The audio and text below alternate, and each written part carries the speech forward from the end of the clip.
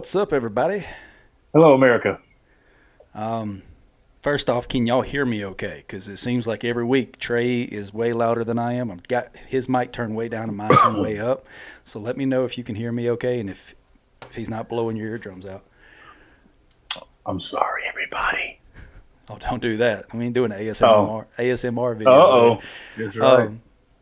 J Mac's in here with us. He finally got the time zone figured out. Little old J Mac, poor old fella. He has messaged me like the last 3 weeks after the show goes off the air. It's like, damn it, I missed it. Yep. Big Adam guy. Yes, hit the and like Mr. button, Stan. I think we're going to have a good episode for y'all today. We got a guest going to join us a little bit once they get their stuff situated. Hey, there's Alex. Hey, I know you. Alex is in the chat. I don't see that. Oh. Why am I not? Oh, there it is. Hey. She is on the road. She must be at a stop where's she sign going? or something. She just left. She was teaching a class like 2 minutes ago. I didn't even get to say bye to her because we went live. Put your phone down and drive, woman. She's got her earbuds in. Oh. She's listening to us. Hey, from England. Oh, yeah. Gabby's over in England. Why? I don't know. I guess she got tired of doing easy math. She wanted to go do the kilograms. I don't know if England would be a place I would choose to go. I think she's there for like a wedding or something. So. Oh. Yeah. Well, good luck to you. Take a picture of some castles for me. Yeah. Let us know how your trip's going. While we're waiting for everybody to join us, got a few things I want to shout out. First of all, we got a new sponsor to the channel. Strong IV has become a basic comp sponsor on the channel. So thank you to them, along with, let me make sure I get everybody their dues. Gabby, if you go to Scotland and you see Luke Stoltman, flick him off for me. So shout out to Strong IV, World's Strongest Blacksmith, and Robert Linder for being sponsors to the channel. We got Destiny in here, Matt. We got a good group coming in. Long time no Destiny, here. the girl that casually deadlifts 500 pounds for reps. You know, just making us all feel bad. Well, while we are still waiting, we'll go ahead and get a few more things out. We've got some new members to the channel, so thank you to Hudson for joining, Miranda Riley, Whitney Edwards. Thank you for joining the channel since last week. Hudson just now joined? Yeah, but he enjoyed it. He joined at a higher level. He's been a member at the gym, so I ain't giving him crap on that. I'm giving him crap. William Clark upgraded, so shout out to him. Thank you for that. That's a strong old man right there. Yes, he is. Is he doing a show anytime soon? Well, he's got one and he's eyeing October 25th, which is Tyler's. Okay. Assuming that he can get down there, but we're gonna focus on deadlift during his off season, if not, and get him going. Oh, okay. Matt's getting a tattoo while he is watching us, so maybe we can distract you from tattoo appointment. Jesus Christ, what are you tattooing now? Does he have a lot? I guess I've never noticed. Yes, he has a lot. I wish I could just wash all mine off. Start fresh. I hate them. Yeah. There's only one that I'm not a fan of on mine, but I'll live with it. So, all right. While we wait, let's do a little shout out for this past week. We had, I think the OSG qualifiers ended this past Saturday, right? Yes. So the online qualifiers for OSG, we had a good bit of people that are friends to the channel place in the top 3 of their classes. I know there's a lot of people that did it. I know there's a lot of people that place in the top 10, 15. If you didn't place in top 3, we don't care. Trey don't care. I'm just not going to. Trey don't care. I'm not going to sit here and name everybody because I'm not saying that we're friends with everybody, but we've become friends with a lot of people in the sport and very proud of them. So, starting with the women. In the 73 kilogram, Ashley Morris, she finished first on the online qualifier, but she also won the OSG qualifier 2 weekends ago down. Yeah, just rub it in everybody's face, Ashley. So she had the most dominant performance, winning every event in her class. Yeah, in a pair of slippers, like teddy bear slippers. Did you see that? I saw. Yeah, I saw. another person in the women's open class and the overall women. She came in second in both overall and in the women's open. Miss Destiny Bass. Somebody beat her? Let me see if we can find out who it was, because I'm surprised anybody beat her. Yes, one person beat her by a half a point. She got 33.5, and the winner got 34. Damn. Their 5-rep max were the same. Destiny won the deadlift by 6.8 kilograms, and Jamie got her with the farmers with 143 kilograms. So let's switch that to American units. 316 pounds per hand. Well, hell, Destiny, you should have been able to do that same weight. You already done it. She said she had to work when I did the farmers, so I sandbagged. Destiny, you can't be sandbagging. You got to represent the South out here. But congratulations. Second place in the online qualifier is awesome. Let's move on to the men, starting with the lighter weight men. We got an 80-kilogram friend to the channel, Chase McGee. He did the natural strongman show. She's 395 pounds and 6'3". Okay, well then you got to pass. That's not no woman. That's an offensive lineman. Oh, but Chase, you probably recognize him if you watched the Natural Strongman show we live streamed earlier in the year, because he has the thickest mustache of anybody I've ever met in my life.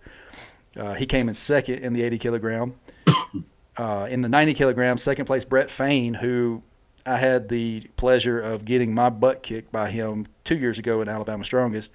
He won USS Nationals just a couple months ago, and he came in second in the online qualifier. And then in the 105 men, we had two friends in the top three. In third place, Josh King, who set the world deadlift record for his class at Yes, he did. Southeastern. And then first place, CJ Pierce, who he has competed He's at on a 90, roll right now. 105. He won the Super Heavyweight Open at USS Nationals. So shout out to all them for their qualifiers. Looks like our guest is coming in joined. the podium. That's right. Yep.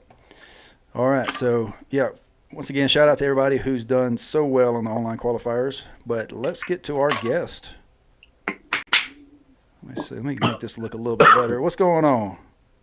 Hey, how are you? Doing good. How are you? There we go. Can you not hear me? Yeah, we can hear you. Can you hear us? Yeah. Okay. Any feedback or anything? Not at the moment. Sound Okay. good? Yep. Yeah, I was just having I couldn't get my DJI mics to connect to my MacBook. Oh, hey, buddy. Oh, no worries. So for everybody watching, if you don't know who this is, you did not do what I asked you to months ago and go watch Noah's his podcast. But this is Mr. Stephen Moore, two-time world's strongest adaptive athlete.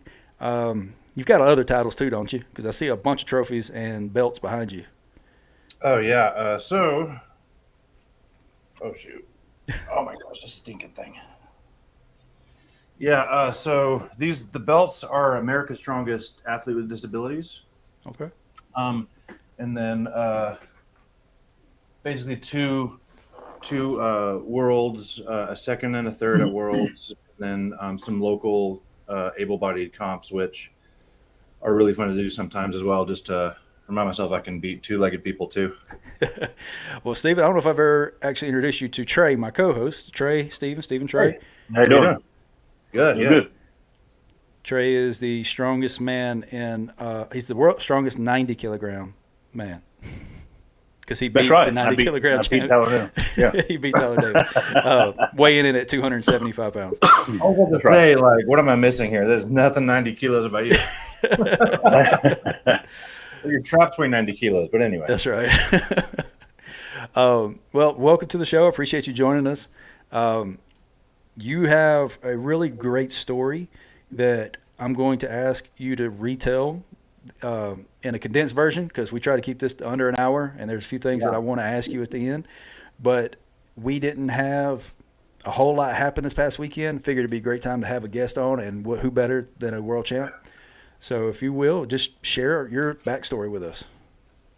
Yeah, so I fell in love with strength sports when I was basically 13, 14 years old, when I got invited to check out high school powerlifting by a buddy of mine from the football team, and instantly I was hooked. Just everything about, training and prepping and putting everything out there on comp day. But more fun than any sport I'd ever played. Did that through college. I competed, in collegiate powerlifting at Louisiana Tech University, and that's where I studied to become a personal trainer. And in 2015, I moved to Austin to start my career. And at that point, I wasn't really competing much anymore. I'd had some minor injuries here and there, and I was kind of losing that fire for powerlifting. And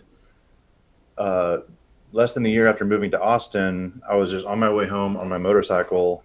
And while turning left through an intersection, I was T-boned by a drunk driver at about 50 miles an hour.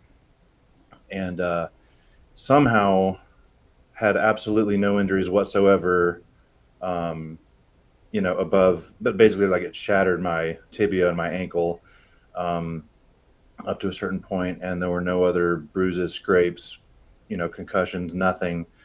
But yeah, fundamentally changed my life at that point. I thought my lifting career was over. I was like, the first thing that went through my mind when they said you're going to lose your leg was, because I'm one of those weirdos who just loves to squat. I love it. And I was like, well, that's it for squatting. And powerlifting and any of that's just over. And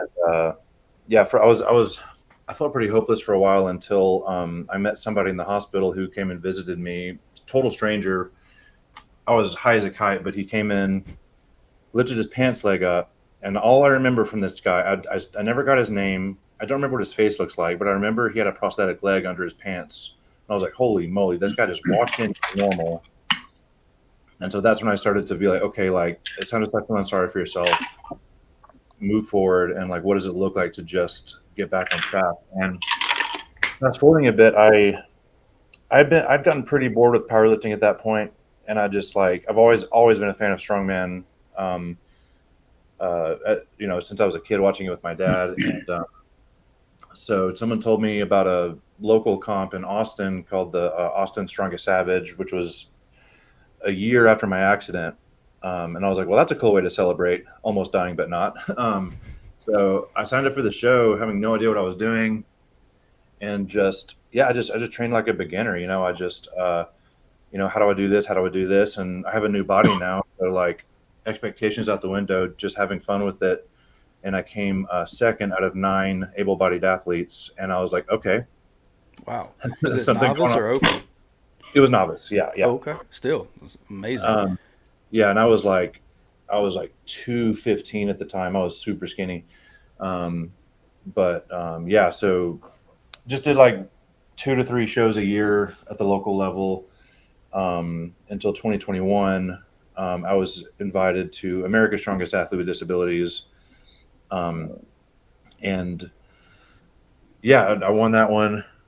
And then they told me about like, hey, Worlds is going to be in Iceland this year, and I'll hosted by Magnus Vermagnus. And I was like, excuse me? Yeah. So where do I sign up for that? Can I fly there now? It's just like, I was just like, that was like unbelievable. So that was my first Worlds experience. I got my butt handed to me, but my gosh, just to compete with Magnus as the head guy in Iceland and with all these other adaptive athletes, it was incredible. So that started my Worlds kind of career, like, competing internationally, and took second that year, third the next year in Canada.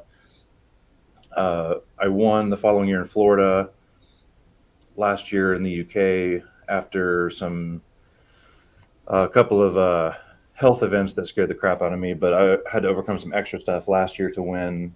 And this year I get to compete like less than 2 hours away in Arlington at OSG. Nice. Worlds is going to be at OSG for us this year.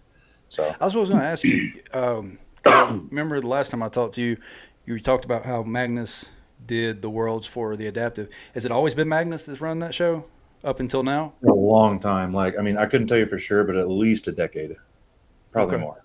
As far as I know, he pretty much pioneered adaptive strongman, at least at the level that we know about it now. And this is the first year they're going to have it at OSG? So last year we did a showcase of adaptive athletes. It was me and 4 other guys. Can't remember. And it was just an exhibition. It was just like, hi, here we are. Please have us next year for real.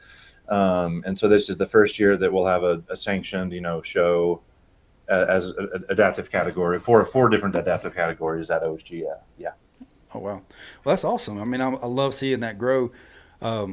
Unfortunately, we don't see a whole lot of adaptive in our local shows. Trey and I both. I think the last time I saw an adaptive division was 20. Trey, when was that comp in Mississippi? Was it 22, 23? 23. 23. So that, I mean, we'd love to see more of that. I mean, obviously, it's probably harder to find athletes to fill that division, but have you encountered a need for it more? Like, is there shows that you can find pretty easily that have adaptive classes? No.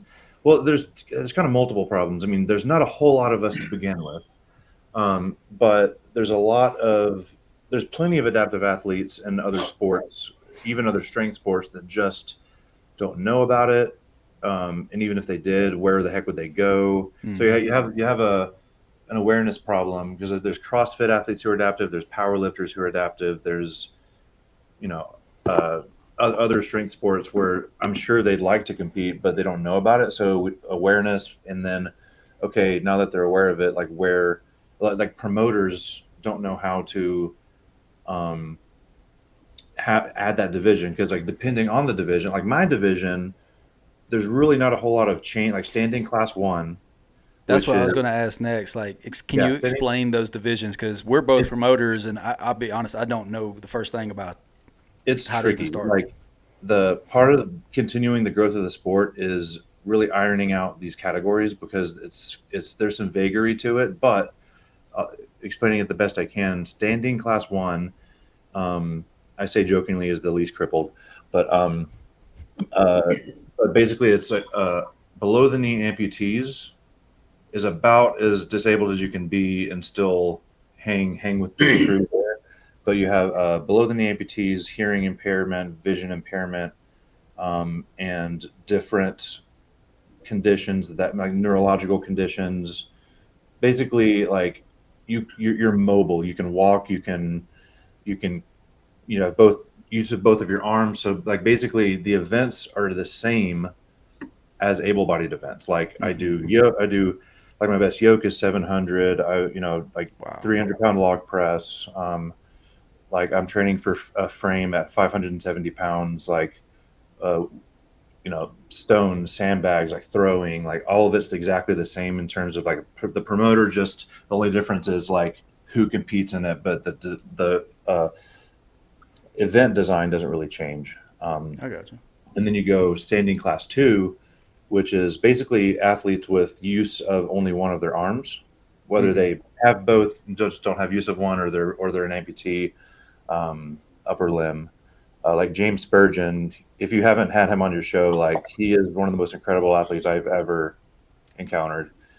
He has both of his arms, but one of them, I don't remember exactly what happened, but there's like the nerve is basically dead. So he's like jacked everywhere except for this one arm.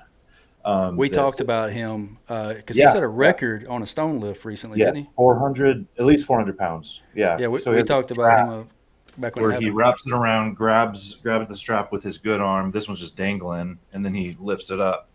Wow. He does circus dumbbell, 200 pounds, and he uses a strap so he can rip it off the ground, but he gets it up onto his chest, bounces until he's into position, and then he has a log where it just has a handle in the middle that he clean and presses. It's unbelievable. So that's standing class 2, and I'll say right now, I am so glad he doesn't compete in standing class 1, because he would beat all of us. He seems like an impressive athlete, that's for sure. Yeah. So seated class 1 is you're in a wheelchair, and but with no other issues going on. So like the sitting bull, Dave Walsh from the UK. Yeah. He's incredible, good friend of mine, phenomenal athlete. He has the seated deadlift world record. It's like 650 plus kg. Jeez. Yeah, so it's like the bar's on the ground. You're in the special chair, and you reach underneath you, strap in, and just sit up with it. Now, So just he erect your also is, wall too. But I think he's in the Guinness Book of World Records for a yes, truck pull in a wheelchair. yeah. So he's in his chair. The truck's behind him. Yeah, The chair is strapped to the truck. He has a rope, and he's just arm over arm. arm over arm with the semi. But Wow. he's incredible. So that's seated class 1.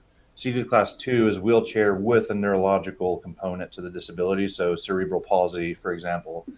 And yeah, so but so once you leave standing class 1, then it becomes a challenge for promoters who just like there's very very specific ways that Magnus has figured out, and Chris Vaccio, who runs America's Strongest, he's been promoting adaptive shows for years and years as well. Like him and Magnus both, I consider the guys that the reason we get to do what we do. But those guys are great guys. Like they would both be super open to chatting with promoters who want to add adaptive shows, because it's just one of those things. Like once you know how to set it up, it's not that big a deal. You just got to know how to set it up. And correct me if I'm wrong. Chris Vaccio, he's the one that does the very interesting Oh yes, events. yeah. Less Special than family phallic. friendly. Yes. Yeah. That's funny. It's like when someone's like, "Who's Chris?" I'm like, the guy who does. Oh, yeah. I keep waiting for Trey to sign up for that one. I'd love to see that. No, there's no way. You don't want to run with a couple of large extremities on your back? I don't need my boss or my mother seeing that at all. No, fair, very fair. Well, Stephen, are you in the process of prepping for a Worlds, right? Like the OSG, obviously. America's first. America's is that'll be in New Jersey, October 13th or 12th. I keep forgetting, but it's on a Sunday, which is rude. But yeah. So Yeah, Sunday shows are difficult. then I gotta like fly back early the next morning to get back to work, but that's all good.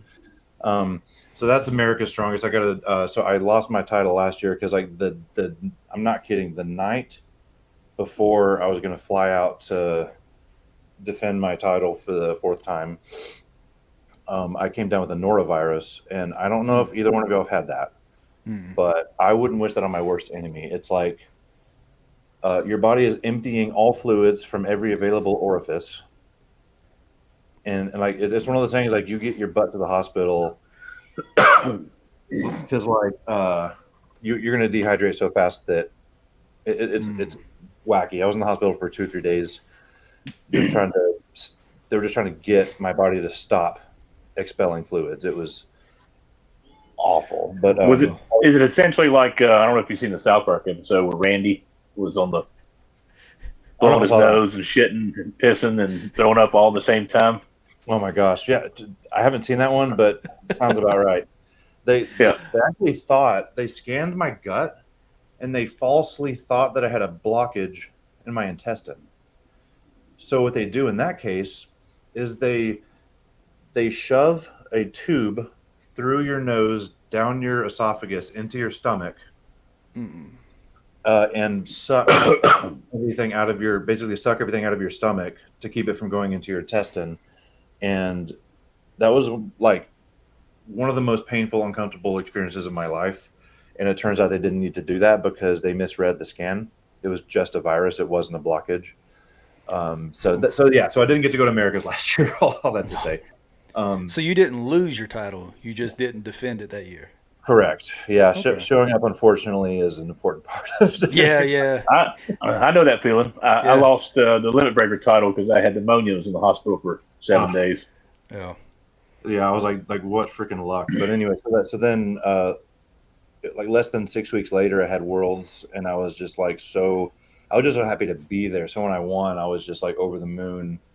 Couldn't believe it. But yeah, so October 12th or 13th, I'm going to Atlantic City to get that title back, and then November 21st, which is the Thursday, I forget which date that is, but we compete the same day that teens and juniors do at OSG. So that's the big one I'm prepping for, and so far, my training, because like we just got 2 of the 4 events announced today. The first event's going to be a log ladder, which is going to be, I'm like, with the, with the weights, I'm like, that's a very good event for me, one of my better events. And then a frame carry, which I'm already training for my first show. So we'll see what the second 2 are, but yeah, comp prep is underway. Now, you made a comment earlier that kind of hurt me a little bit. You said I was 215, I was super skinny. And I'm like, I'm only 225 myself. Dude, is there weight classes for the adaptive classes, No. or is it just the 4 that you named? There's not nearly enough of us to subdivide it. Gotcha. But yeah, I guess it's funny, right? How if you hang out with the right people, you'll never feel big again. Oh, no. I'm definitely the smallest in my friend group right now. Because like I'm trying to get back to where I was. I was like 265 last year, and I'm like, I've had a lot of stress late. Sorry, 265 with a leg missing, because most of my weight's in my legs. So well, I weigh in with my prosthetic. Oh, okay. And it's roughly equivalent to what I lost, so it's kind of a wash for me. It'd be kind of hard to like hop on the scale and try to balance there with the one leg. I don't know. I've watched you log press one leg. Like, Yeah, I've seen oh a my video God. of you, Trey. I'll have to send that to you if you hadn't seen it. Him I doing a thought it was log press. what Wasn't was that that like thing? a month after your accident? Yeah, Yeah, a month after his accident, he hops into that was the the gym. first time I ever played with a log. By the way, Yeah. I was like, why not? Well, we got a question in the chat from Destiny, but anybody else watching, if you got questions, go ahead and throw them in the chat. We'll try to get to them as best we can. But Destiny wants to know, is your training plans the same as an able body, or is there any variations to your programming that specifically to, adapt to what you're dealing with? Yeah, it's a good question. So for every adaptive athlete, it's different. Because I'm in standing class 1, there's not a ton of modifications, except for the ones I've just made. Like for example, learning to squat again took a long time, and now I squat totally normal. I've experimented with different prosthetic feet, with different shoe combinations, different lifters, heel heights, all kinds of stuff, and I finally landed on what works. And so that was just like something I had to figure out on my own, and then I have to listen to my body a whole lot, because even though I'm pretty good at I've minimized a lot of compensation, but of course I'm still going to compensate with my left side, my good side, and so like I have to be careful that like I don't just like it's nobody should be ego lifting and spontaneously testing their max and deviating from their program. Like that's all everyone should be thinking about, but when you're so imbalanced like me, you just have like that injury risk is higher.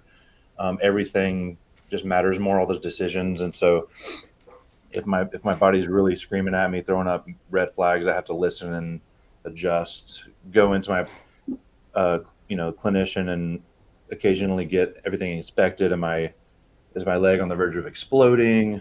But in terms of like training structure, there's little like specific things I can't do. Like I can't do split squats with my prosthetic leg as the rear leg. I could do it as the front foot, like Bulgarian split squats with my prosthetic foot forward. Like that's fine, but I can't stabilize it with it as the rear foot. But to be honest, like there's very little I can't do in terms of programming. So, and Laws is my coach these days.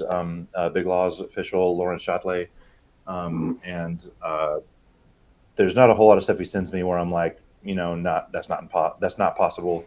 So pretty normal, to be honest. But that's just me. Like depending on what class you're in, and are you in a wheelchair, are you above the knee amputee, like, or even just some below the knee amputees aren't as like they have more limitations than I do. Like so, it's every disability is completely different. Are you above or below the knee? Below, yeah. Above the knee would be in a seated class. Although there is I forgot his name. I apologize. But there's a guy who's competing with us in standing class 1 as an above the knee amputee, but that's his choice. Like Yes, that is rare. that is not to his benefit, except just a flex. Just like I just want to just punch up, so to speak. But Kind of like you doing the able body shows and exactly, yeah. Yeah. Like He's doing himself no favors, but it's just like a pride thing, and I respect the hell out of that. But you would typically compete in the seeded Class 1 Okay. as an above the knee. So we'll let people throw some more questions in the chat. But typically on our show, what we do is we hit on, what happened this last week, what's coming up. Love to get your take on some of the big stuff and get Trey talking because he's mean mugging me over here. He's sitting there quiet. Just listening. He just listened. So this coming up weekend, obviously, we have the Giants Live, World Open. Expecting to see some deadlifts because there's a deadlift championship as well. What's y'all's take? Do y'all think anybody's going to hit 480 besides Thor? Who's in it? So we've got Gavin Bilton, Tristan Hogue, Half Thor, Evan Singleton, Patty Haynes, Luke Stolman. I'm sorry, Stephen, you're going to hear me make some really bad pronunciations. Pavlo Nekachin. Nekonechny. Yeah, that one. Adam Bishop, Matthew Ragg, Austin Andrade, Reno Heinel, Eddie Williams, and Bryce Johnson. That's Rhino Heimla. Yeah, that name.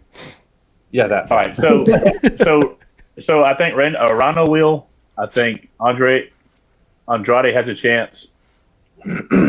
Thor, and that's your. Is Trey Mitchell? You said was in it? No, he pulled out. Oh, then no. You probably only got 3 or 4 guys that I think could possibly get 460. Because Evan has hit, I think, he's not getting 460. No, it's such a big jump because I think it goes. He's hit 1,000. He's so fast off the floor. He could probably get 1,050 off the floor. It's just right at the knee. He loses it. Who was it that fell backwards last year on like the 470? So I think he'll come back, and I think he'll do really well. Oh, Austin, my gosh. I think I hope I'm wrong, but I think Rauno's going to struggle to hit his goal because he had the norovirus really? Last week. Yeah, like he's lost a bunch of weight because of that. He's a beast. He's come back from some crazy stuff, so I'm not betting against him, but that's just going to be hard. But Austin looked so good at 470 last year and then just fell backwards. I'd be surprised if he didn't beat his performance from last year. For sure. So World's Strongest Blacksmith is a local guy, Tyler. He is our encyclopedia, so he typically has a lot of good information. He's saying that Flores, Heinau, and Austin all for the 480. But I didn't see Flores. That guest lifter, right? Who did 480 a few weeks ago. Oh yeah, a couple weeks ago, last week, something crazy. Like I think only out of Mexico. Yeah, I think so. Yeah, I think he was out of Mexico. Thank you. He's just listed out the weights for us. So going to go 400, 425, 440, 454, 470, 480, and then 510. That's some hella jumps. Yeah. To start with. Which it's better than it has been in previous years. They made larger jumps. I think they went from like 425 all the way up to 470 last year. Jeez. That's insane. Yeah. J-Mac saying Heinel never going to get to compete again at this rate. Yeah, if he didn't stay healthy. But he was just a few weeks ago, I think he pulled 460 for 2. He's 44 or 45 years old. I mean, if he hits how 480, long can he go? That'll be the world record for the Masters. Yeah.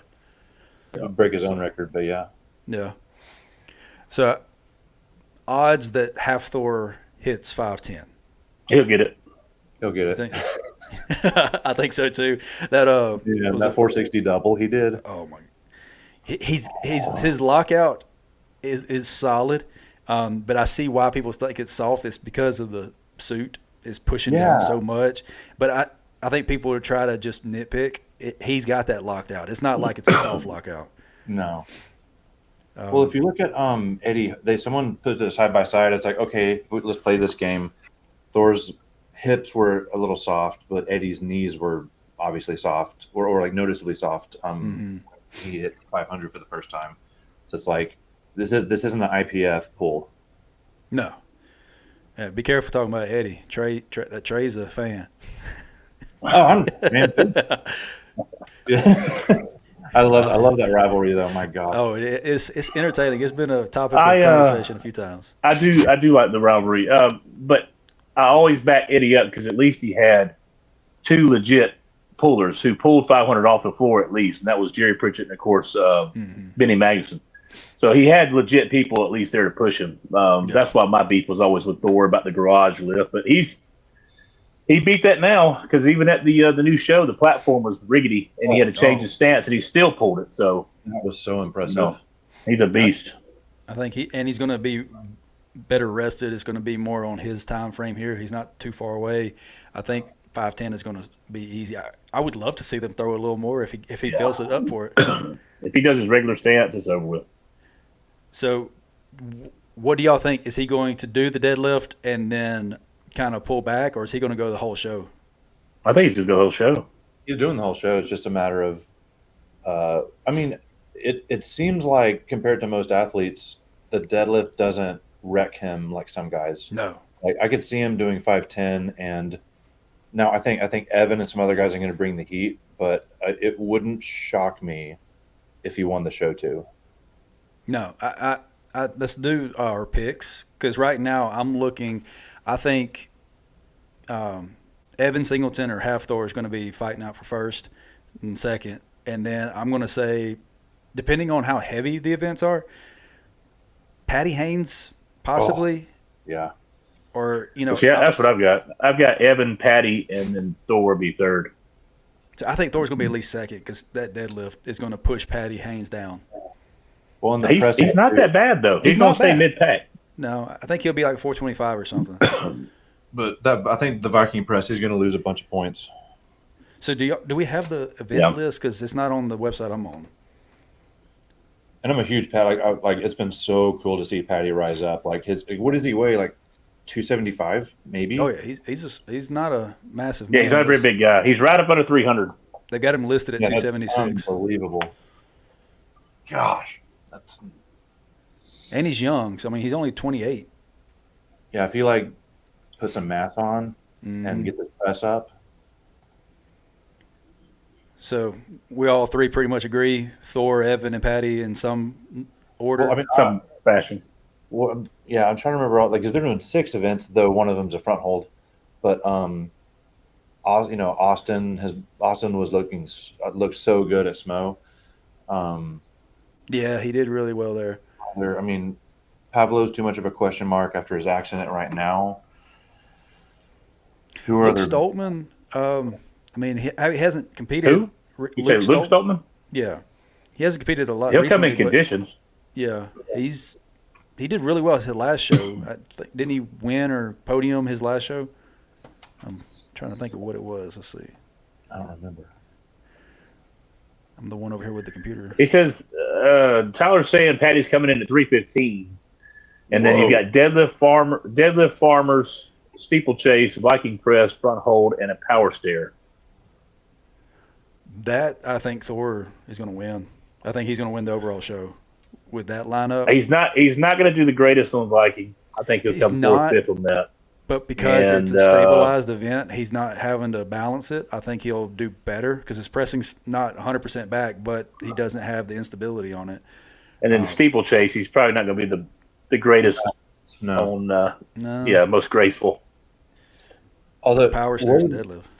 What are the odds that it was an accident that there's a Viking press at the first Giants show that Thor is doing? I thought the same thing. Come on, guys! Double dipping. It's like just don't make the joke, please. What could only make it worse is if Eddie is a guest judge. Oh, yes, fantastic. That would be hilarious, and I would be all for it. Hopefully nothing happens there, and that I don't know. I would love to see if Colin or somebody if a joke was made and Thor was laughing at himself and just kind of could not take himself too seriously. Yeah, I think it's been long enough. It should be squashed. I mean, the amount of money they paid him to come back, I'm sure that he's happy now. Oh yeah, I'm surprised we ain't got him back in World's Strongest Man yet. Honestly. Well, he just doesn't. I don't think he necessarily has an issue with them for World's Strongest Man. He just doesn't like how it's ran, and we all know Yeah. World's Strongest Man the past few years has been ran like shit, especially how they treat their fans and all. Yeah. I am happy to see that they made some improvements this year, but they still have a long ways to go. That's Look, what's up, Go- Dylan?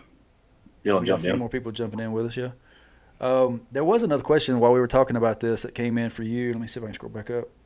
Destiny was asking, how long did it take you to figure out what you could and couldn't do within training and how to compromise it? I'm going to answer that one for you. It didn't take him but a month, and he was already back to 100%.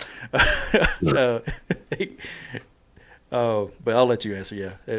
How long did it take you to really get comfortable? Depends on the event you're talking about. I deadlifted, so I switched from I'd never consistently done conventional deadlift because I was a power lifter. But I not only because of strongman, because just like sumo doesn't work that well with the prosthetic, so it's like new deadlift stance, starting from the ground up. 4 months after the accident, I deadlifted 435 conventional. So basically, 2 months after the accident, I got my prosthetic and learned to walk again. 2 months after that, I deadlifted 435. A year after that, I deadlifted 500. But squat took. So 2 years ago, I matched. So about 4 or 5 days before the accident, I squatted 500, and then I matched that again 2 years ago. So it took me 6, 7 years to get back to my best squat, just because of the degree of knee flexion that you need versus a deadlift is significant. So different lifts took different amounts of time, but I mean, a year after the accident, besides figuring out squat, I wasn't like struggling to do the normal stuff in the gym whatsoever. So for all you watching, there should be no excuse for you to skip the gym. Like, get back in there. Well, again, if you have any other questions, toss them out there. I'm going to do some rapid fire questions at the end to close us out, but some other things that we need to hit on, local level stuff. Hey, I'm sorry to interrupt you, but who is Bama will beat you? Oh, Bama will beat you. His name is Derek. He is a member to the gym. Oh, okay. Hey, Derek, Florida State would handle that, but let's go ahead. Let's go home. Oh, you had to throw it out there, didn't you? Yeah. Be nice to him. He's a member to the channel. Okay. And a member to the gym. All right. Love you, Derek.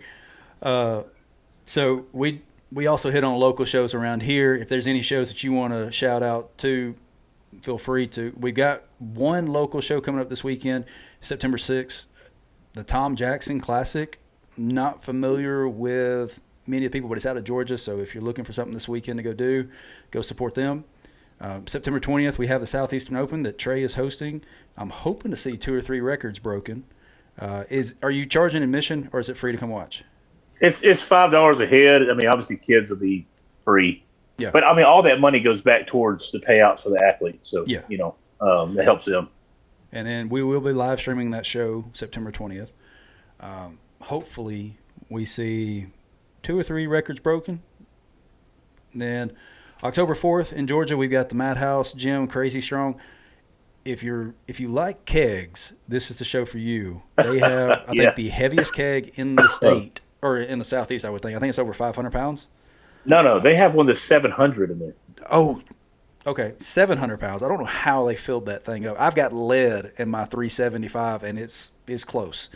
But that show is ran by 2 people. Matt Powell is one of the co-promoters, friend of the channel, sponsored to the channel. If his gym, Body Evolution. Sorry, I blanked on for a second. But not a lot of people have signed up. Both of the Smith brothers, Mason and Michael, are signed up for it. But if you're looking for a show with kegs, go do that one. And then October 18th in Mississippi, we have the Hub City Barbell Club Strongman Classic, which Trey and I will be competing and live streaming in. I took a wild leap and signed up for the pro class. We'll see how that turns out. But if you're interested in the Hub City show, we have a discount code. It's AL Strong, all capitalized. That'll get you $20 off entry, save you about 25% on your entry fee. So AL Strong. Let me double check that, make sure I didn't mess up. It's either AL Strong or Alabama Strong. It's AL Strong, I'm pretty sure. Okay. So AL Strong gets you $20 off of that event, and you can come compete with me and Trey, and we'll live stream that for you. So that's all the local upcoming stuff in the what's the weekend after the 18th? The 20 I forgot to write it down. 25th. October 25th in Mobile, Alabama, we have the I'm blanking on that one. I forgot to write it down. What's it called, Trey? It's the Strongman Games or whatever at the fairgrounds. Yes, Strongman Showdown at the grounds. That's it. Yeah, that's right. Hosted by Meg and Tyler Davis. So they will be hosting their show at the fair. So it should be a good turnout for that one. All right. Do we have any other questions come in? Just some Alabama fans chatting. Real quick, J Mac's talking about Roger Jackson. I saw the video. It was stupid. He needs to go to prison. What is Roblox? I know it's a game. I don't know anything about a Roblox there, J Mac. But as far as the Roger Jackson, it's professional wrestling. He should have been able to take a joke. They hit him with fake glass. I'm pretty familiar with how they do things there, and it wasn't gonna hurt him. And then another wrestler told him to get his receipt back, and he took it way too far. So you talking about Rampage Jackson's son? Yeah, he needs to go to prison. Oh, I saw a video leading up to that where they were jaw jacking out in the parking lot first, and then during the show he went all in on them. Well, there's another wrestler that's been hit with accessory because he's the one that said, "Man, you can't take that. You got to give him a receipt back." And he went a little too far. Yeah. You know, when he slammed him, I get to slam. He's out. You don't sit there and hit a man when he's out like that and cause him brain issues. Oh yeah. And I mean, he kept laying into him. J Mac, I really don't think I want to talk about that. So, yeah, don't support Roblox. Let's just leave it at that. That's well known. That's on any kind of platform where kids are. You know you're going to have predators. You just got to watch it as a parent. Yeah, keep your kids away from that stuff. Yeah. Strongman showed. Yeah, Stan's correcting us. You're late, Stan. We already said that. He must be delayed because of commercial breaks. Oh, okay. All right, so we're getting close to the end of the episode. I do have some rapid-fire questions for you, Stephen. I appreciate you joining us, first off. Yeah, you've done some amazing things. I'm looking forward to seeing you take a few more titles home. But let's knock out. What's your favorite event? Log. Hey, there you be go. Yoke. Or yoke. I mean, tie. I would say a tie. Log is just classic strongman, but yoke is the thing I shouldn't be able to do because of my leg. So, well, follow-up question: what's your prosthetic rated for yoke carry? Oh, it's barely rated for over my body weight. But you're doing 700-pound yokes with it? Jeez. Okay. I mean, YOLO. That's right. What's going to happen? You break your leg. It's under warranty. It's fine. Yeah. All right. What's your least favorite event? Oh gosh, stones or max deadlift, just because it's not my strong suit. Okay, I feel you on the max deadlift. That's for sure. Oh, I got a question. Do you still ride motorcycles? I rode again. So a year and a half after the accident, I got another bike. Really glad I did. Rode for another few years. And then my dad, who's a police officer in Beaumont, Texas, was escorting a funeral on his motorcycle. And someone cut through the procession and hit my dad head on in a pickup truck. And my dad's all right now, but he was in his early 60s, and I mean, broke both arms, both legs, his nose, some ribs, and took him like a year just to get back to normal.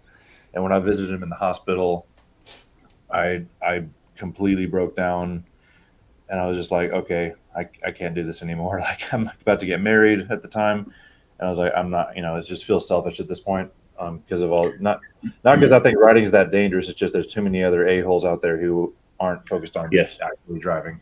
I had a similar experience to what you had. In fact, I was going. I travel a lot for my work, and on Sundays when I had my Harley, I was going to put it where I kept it in the garage, and where the speed limit is 55 in the area, and I was probably going 50, just left from red light. A truck decided to come out and get, instead of the slow lane, came to the fast lane, and I hit the rear. Bike went up under, I went in the air, and what made it really bad was my wife was 2 cars behind it and had to watch me. And so I hit the ground, got a concussion, and then had a road rash, of course. But I was, after that, luckily I didn't have anything broken. I was messed up for a little while, but only thing I think of was like, what if I had my wife on the back? And, it could have been way worse. So I immediately, cease and desist after that. Yeah. Yeah, I miss it every day, though. It is nice to jump on a bike and head down some country roads and feel the wind. Yes, sir. Destiny's yelling at me because she says she asked a question. She asked 2 questions, it looks like. One was, how's your recovery look? And the other one was, how does your prosthesis work with doing kegs? Kegs? I mean, a recovery from what? I mean, I'm almost 10 years in, so I'm not really. I think she means like your typical recovery from training. Like, you have to do anything extra, or you do anything special? Like, if you watched Eddie Hall's episode where he did the tour of his whole house, about $500,000. Honestly, like, if you want to recover 98.5% to maximum recovery, smart training. So listen to your body, take deloads, sleep, get minimum 7 hours of sleep a night. 8 more like it. Good nutrition, stress management, and that's 98.5% at least. Everything else is like, just if you want to, cool, but don't bank on it. I don't do any of that stuff. I get the occasional massage, knowing that it's probably not actually moving the needle. It just feels good. But I just had to train smart with the prosthetic, and not because I just inherently put more weight on the left side of my body, lower back stuff. I have to be careful. But in terms of keg, like, no different than the thing that's different in terms of loading something, any type of thing over something or onto something, is I can't triple extend. I can double extend or triple extend on my left side and then be on one foot, but I can't get up onto my toes when I'm doing an Atlas stone. So it's just like the highest I can get is if one of you guys like double extend, so like you're not getting onto your toes. So there's just that height limitation. But other than that, I do it just like anyone else for the most part. Okay. Good question, Destiny, because I was curious about loading events too. All right. What's the funniest thing that you've had happen to you during a competition? Oh man. Funny in hindsight, not so much in the moment. But I had a 700 yoke into like 260, 270 farmers per hand, and I have this protective guard on my prosthetic that protects the sleeve, because I have a vacuum system, so like if I get a hole in the sleeve, I no longer have vacuum, and the leg is no longer securely attached to me. And I, without that guard, the farmer's handle just sliced right through the sleeve. And so I had this moment of like, oh my gosh, what do I do? I could have easily just like, I did enough distance, but I was like, I'm going to finish this effing course. And so I just had to like, just kind of like, just limp with these farmer's handles, and so that my prosthetic wouldn't fall off, because I don't think hopping would have been very entertaining for very long. But the funniest thing that happened because of my prosthetic, though, because there's a better story. Again, not funny in the moment, but the day that I lifted that log over my head with one leg, I hadn't tempted my fate enough, I guess, and I needed to take a shower after the gym so I could go and do something right afterwards. So we had this walk-in shower in the gym, and I don't have a special prosthetic. You can get one to be in the shower. So I was sitting there like there's a little step up to get into the shower. So I'm like, okay, I'll hop, and I was like, hop into there, cool, we're good. And then I turn the water on, and I'm like, okay, the shower head's like 4 feet ahead. So I'm like, so I'll just hop over there. So I hop and then like instantly came face to face with this thing called friction, having none of it. So my foot Oh, hit the ground instantly, like banana peel cartoon slip oh, on my tailbone. No, no, not on my tailbone. No, I landed on. So I still had the staples in my stump. So this is like 2 weeks after the accident. I landed, stump down. Oh, Thankfully, it didn't. Nothing came out. Like it wasn't like it didn't take any. It didn't. But just in terms of like pain, like holy stuff. And I'm sitting there. I'm just like screaming like a banshee, naked on the ground in the walk-in shower of the gym. And my other trainer buddies like came in and scooped me off the ground, butt naked, and carried me out and put me on the bench. And were graceful enough to not make fun of me until the next day. But those nice guys. so it's like that's a real connecting moment for you and your friends. You just like you have seen every part of me. Yeah. Destiny said she'd have to go to a new gym. Um, J Max said he's got a question about how is it painful to load your limb with the prosthetic, like if you're doing heavy carries and stuff. Uh, I would assume your prosthetic cups your leg pretty well, but is there any issue with like weight bearing on your prosthetic? Not at all, because the weight isn't. So like here's the residual limb. It's not like bearing weight like this. If this is the bottom of my stump, and this is like let's say this is my knee, and this is how far the prosthetic goes up. It's like grabbing onto just below my knee, Mm. and it's yeah, it's like it's all around just beneath my knee joint, and so it's very very well balanced, and there's probably not much pressure actually on the very very bottom, so it's like carrying heavy stuff is no more painful than walking in terms of the prosthetic whatsoever, and there's just this really good prosthetic design and going in to make sure that periodically I don't need adjustments because of the limb volume fluctuation, Mm. managing that with sock layers and stuff. But no, it's no more painful than walking. I got do you still have the phantom feelings of a leg? Your foot. Sometimes they get pretty bad. Some people have them a lot more frequently than I do, but like every now and it's not really predictable. It's like sometimes after a hard leg day, sometimes just randomly. And yeah, it literally feels like um, someone's taking a cattle prod to different parts of your foot that's not there. Mm-hmm. So sometimes it's my big toe. Sometimes it's just the bottom of my foot. Sometimes it's the heel. Sometimes it's my pinky toe. you. But it phantom pains kind of feel like you'll just kind of suddenly just like and then it Mm. goes away, and it'll happen every like 10 seconds for anywhere from a few minutes to a few hours.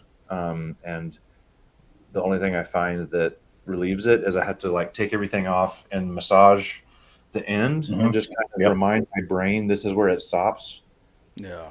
and that typically stops it, but not always. It's pretty rough. Mm.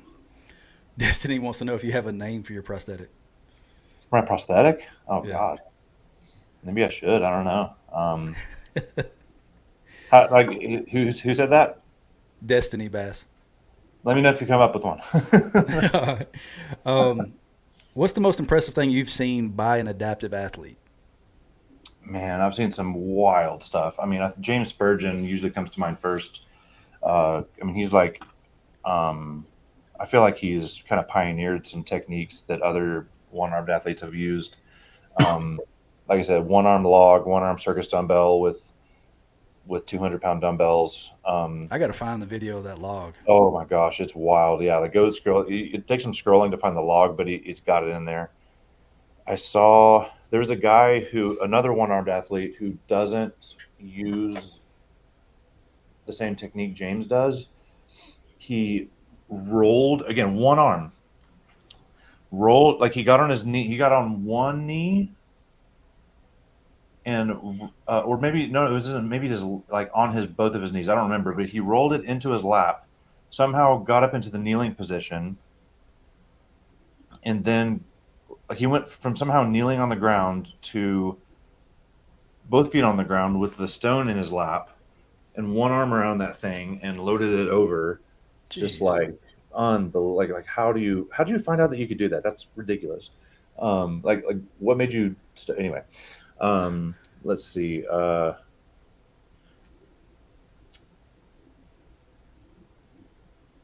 Yeah, there's some incredible things that the guys in the seated division do, like Dave Walsh. Mm-hmm. When they do stones, they have a platform on this side and a platform on this side, and they take the stone into their lap, transition over, and lift it up onto the platform next to them while sitting in a chair. Like think about that. Sit in a chair and see how well you can control a 300-pound stone in your lap and then extend up onto a platform next to you while you're rotating. That's what I was gonna say was the most impressive thing I've seen, because I've seen Dave do that a few times. Uh, that blows my mind. No leg drive, nothing but just your upper body strength. And like who's oh my gosh, I'm blanking on my good buddy in Mississippi. Joshua. Yeah. My gosh, I did leg day, bro. Don't hate me. Um, yeah, Josh. He's an above the knee, so he does seated. But in training, he does powerlifting meets where he'll Mm-hmm. do the deadlift above the knee, but standing.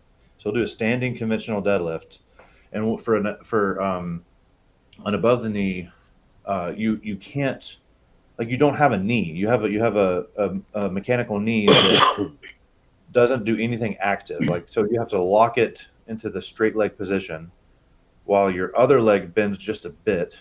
Mm-hmm. So imagine being like cockeyed. So your one leg is a straight leg deadlift, one leg is a conventional, and you're mostly just like bending all the way over and using your erectors and deadlifting in that awful position. But he's done 400 plus in that ridiculous position. Um, Yeah, he yeah, competed with us when we did that show in Mississippi back in '23, the Mill yeah, Monster. Um, yeah, he's awesome. oh yeah, great And guy. We just actually the thing, sorry. we saw him just was a couple weeks ago down in Alabama Strongest. Oh, sweet. Yeah. Yeah, awesome dude. Oh, there's another guy. Uh, Tom.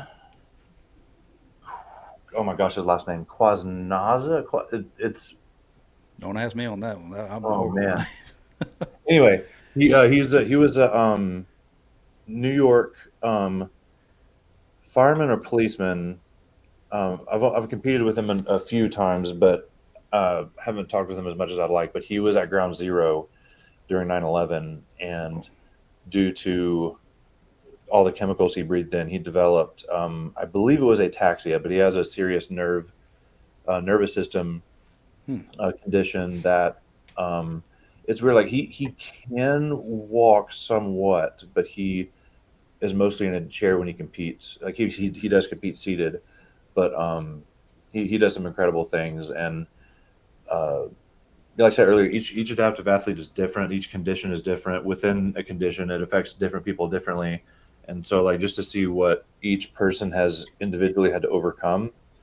And so, for me, like, I mean, if you ever get a chance to, like, if any of you are in Texas or can get to Texas for OSG to come and experience the adaptive division, come and like hang out, say hey, and like just interact with these incredible athletes, because like that's the biggest privilege for me, is just getting to spend time with these guys, because we've all overcome incredible stuff. A lot of them more than me, and it's just the attitude.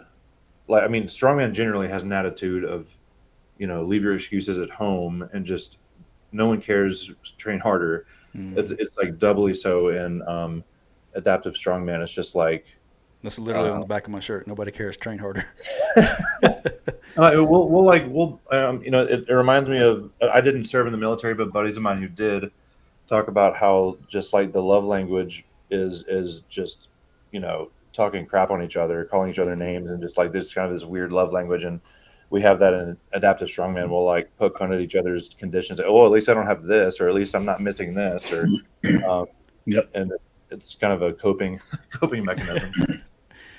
Uh, well, we are running over, but it's been a great having you here. I do have a couple of last quick questions. Yeah, bring Who's it. your favorite strongman of all time? Oh, don't do that to me. Oh man. Um,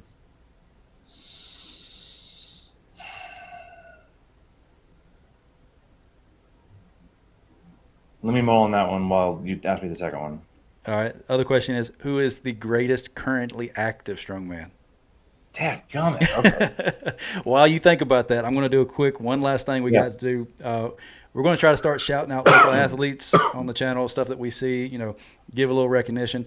Today, like literally an hour before the episode started, Dustin Hardy, I'm going to shout him out because this fool had a 300-pound sandbag at work. He's a manual labor job, and just randomly would go over and start shouldering it while he was at work, killing himself.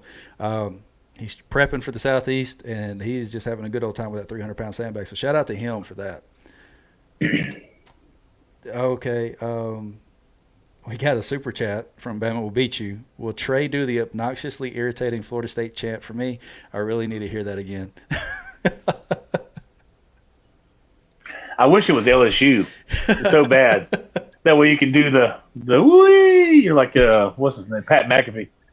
I'll do the whoa, whoa. There it is.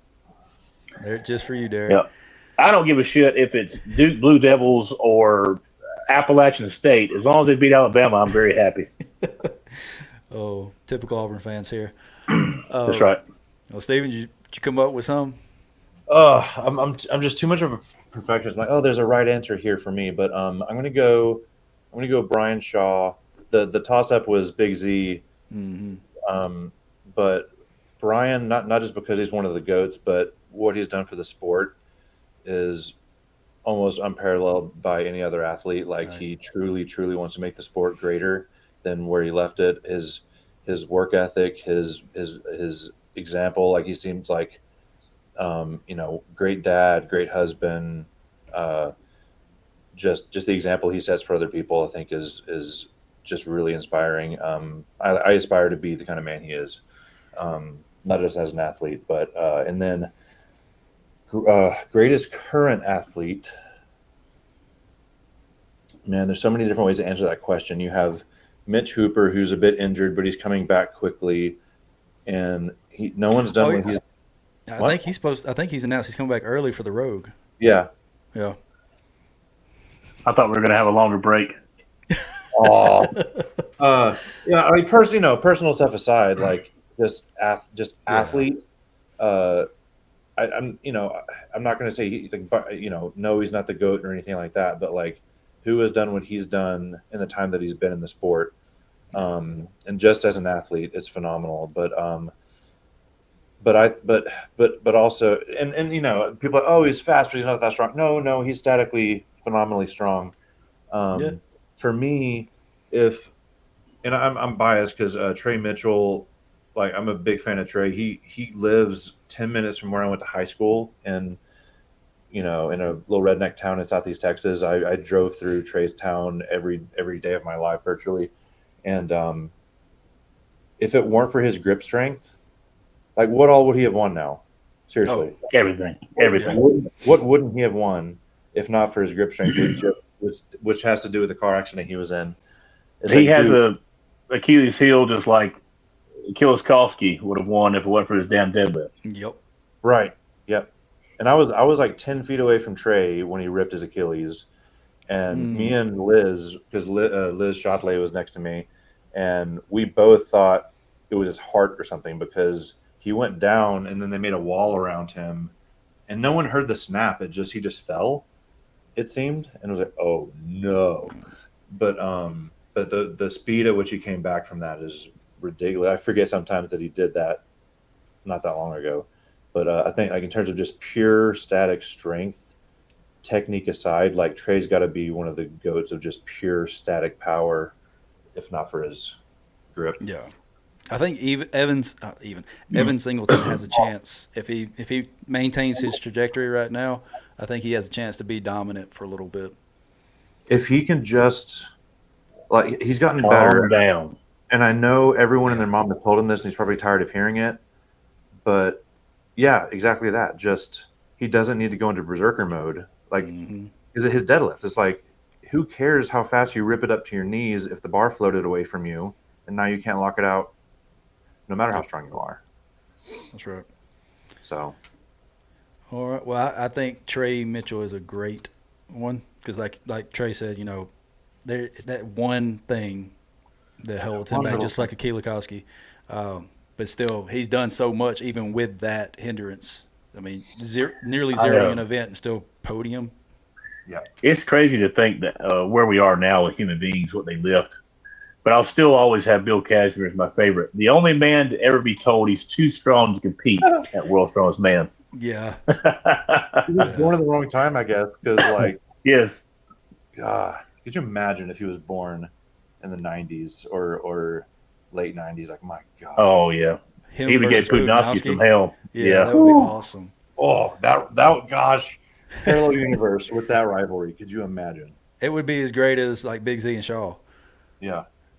I think that's why Shaw's my favorite, because he was the only person to really give Big Z such a hard time. Yeah. Oh, well, we're well over our time. Thank you so much for everybody who's joined us. Stephen, thank you again for jumping on here. I know it was the last minute, but we would definitely like to have you back on after you win your next world and national title, because I got all the faith in the world in you. Thank you. But remember, everybody, if you want to sign up for the Hub City, we have a discount code ALSTRONG, all caps, get you $20 off. And we will see y'all next week. Have a good night. Real quick, happy birthday, Haley. Oh, yeah, happy birthday. Hope it's great. Destiny Strongman Saturdays, I'm going to have to do it in my gym this week, but I plan on getting back out there to y'all soon. Just because I need, Chuck needs to be local, and I got other people that want to be local as well. And anyways, other than that, I hope everybody has a good evening. Oh, one last thing. Stephen, where can everybody find you? At cybernetic_strongman on Instagram and TikTok. Yeah. All right. Well, thank you all again, and everybody have a good night. Thanks, guys. Just do your thing. Wake up. Today's gonna be a good day. Wake up. Today's gonna be a good day. Wake